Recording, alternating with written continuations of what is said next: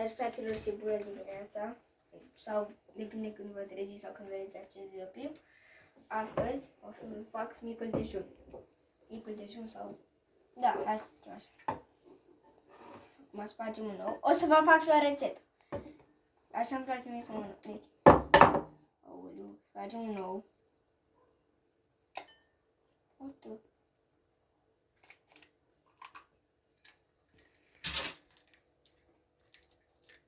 Nu trebuie separat. O să mă aștept de pe aia pe mâini.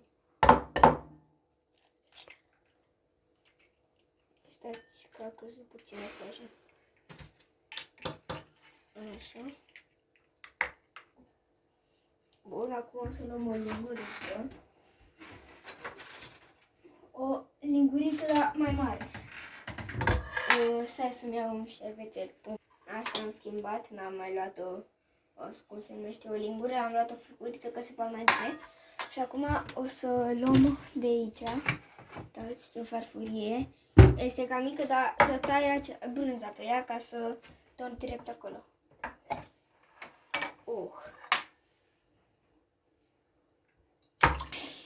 Mamă! Așa, acum am scos brânza. Acum am plecat pe aici. Așa, și acum uite aici. Nu contează cât de mici sunt, pe plăcerea voastră.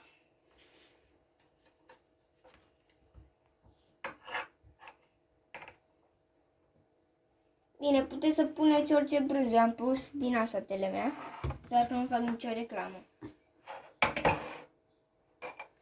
După placul vostru. Așa. Uite puțin.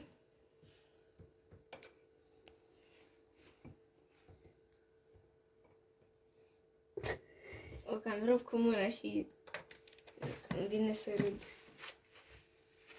Așa, punem aici cuțitul. Mai întâi le batem puțin ouăle.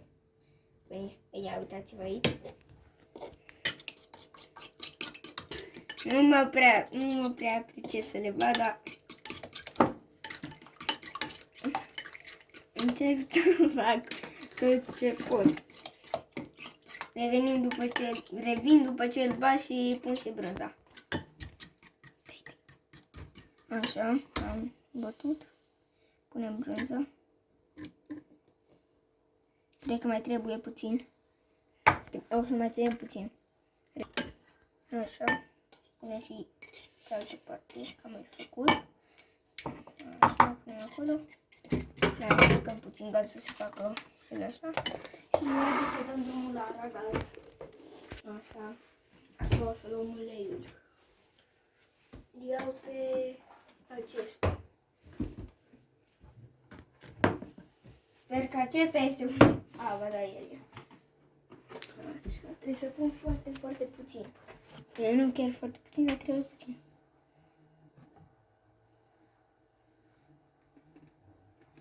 Atât.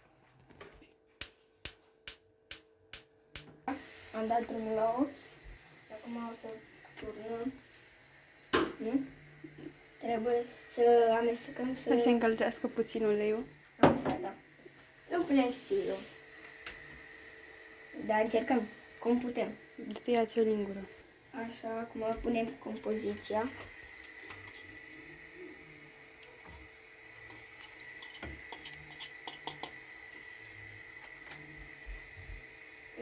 Fac o omletă. Bine, să fie omletă, doar să... Da, mai bine fac o lingură. Să fie omletă, dar să nu stea pe ea, să se facă mai mare. Revin după ce o fac eu. Gata. Acum trebuie să oprim aragazul. S-a oprit. Și să turnăm într-o farfurie.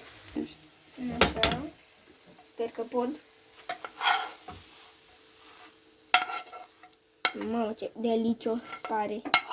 Puteți să puneți și chiar mai multe ouă, dar dacă puneți mai multe ouă, trebuie și brânza să fie mult mai multă. Așa. Cam acesta a fost și micul dejun. Dacă v-a plăcut, dați un like, un share și un subscribe. Și puteți să puneți orice lângă el, o roșie, o slănină, orice. Eu am fost Flavius, dați-mi like, share și subscribe, pa!